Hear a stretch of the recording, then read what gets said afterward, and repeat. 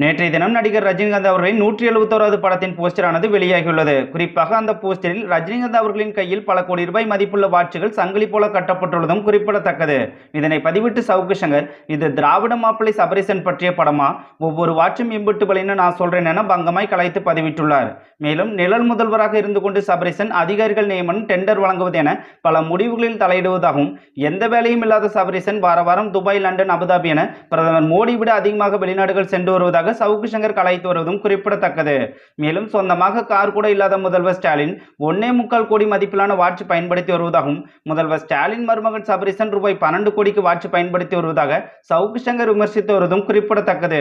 மேலும் முதல்வர் ஸ்டாலின் குடும்பத்துக்கு தமிழ்நாடு தங்களுக்கு சொந்தம் என்ற நினைப்பு இருப்பதால் தான் மகன் உதயநிதி திரைத்துறை, மருமகன் சபரீசன் ரியல் எஸ்டேட், மகள் செந்தாமரை பள்ளிக்கல்வித்துறை, மனைவி துர்கா ஸ்டாலின் இந்த அறநிலைத்துறை என அனைத்து துறைகளையும் முதல்வர் ஸ்டாலின் குடும்பத்தினர் ஆதிக்கம் செலுத்தி வருவதாக சவுக்கு சங்கர் விமர்சித்து வருவதும் கவனிக்கத்தக்கது.